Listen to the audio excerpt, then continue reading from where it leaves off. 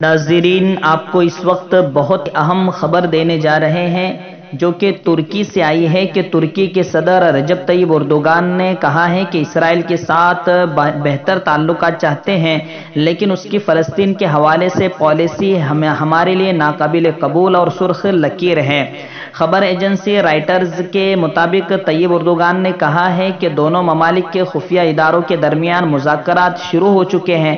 Istanbul میں صحافیوں سے گفتگو کرتے ہوئے انہوں نے کہا کہ ترکی کو اسرائیل میں اعلیٰ سطح پر بیٹھے افراد سے مسائل ہیں، اور اگر یہ مسائل نہیں ہوتے تو پھر یہ تعلقات بہت مختلف ہوتے۔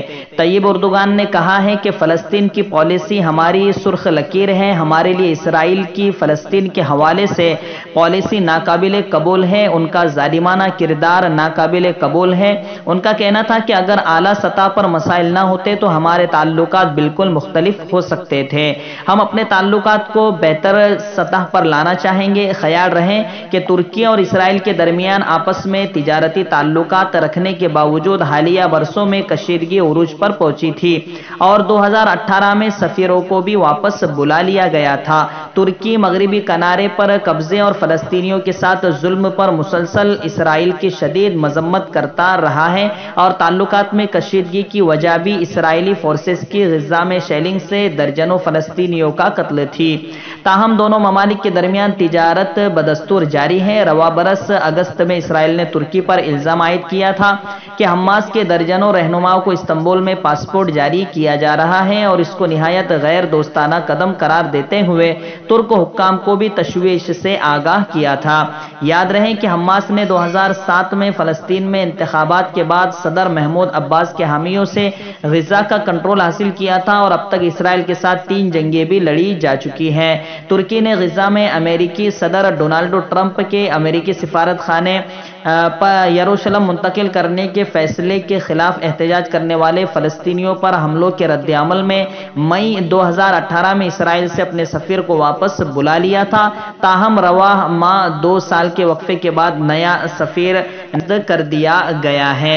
ناظرین، آپ کو بتا دیں اور خلاصہ کلام یہ ہے کہ ترکی تجارتی اعتبار سے تو تعلقات بحال کرنا چاہتا ہے، لیکن ترکی کا وہی مطالبہ ہے کہ 1967 کا جو اسرائیل تھا وہ اتنی زمین پر قابض ہو جائے، اور باقی زمین جو اس نے قبضہ کی ہے ناجائز طریقے سے وہ فلسطین کے حوالے کر دے۔ یعنی فلسطین کے تعلق سے جو معاہدہ متحدہ عرب امارات اور دیگر مسلم ممالک نے کیا ہے، ترکی اس سے بالکل متفق نہیں ہے۔ بہت سے لوگوں کو یہ مغالطہ ہو سکتا ہے کہ ترکی بھی متحدہ عرب امارات کی طرح اب اسرائیل کے ساتھ مل رہا ہے، لیکن رجب طیب اردوگان نے واضح کر دیا ہے کہ ہم صرف تجارتی اعتبار سے جو کہ ہر ملک کے ساتھ ہم کر سکتے ہیں وہ ہم کرنے جا رہے ہیں۔ فلسطین کے تعلق سے ہمارا کوئی سمجھوتا نہیں ہو سکتا۔ 1967 میں جتنی فلسطین کی زمین تھی وہ فلسطینیوں کو دے دی جائے، اسرائیل جہاں تک محدود تھا وہاں تک ہو جائے، اس کے بعد ہم اگلی بات کریں گے۔ اس طرح کا بیان رجب طیب اردوگان نے دیا ہے اور کہا ہے کہ تجارتی اعتبار سے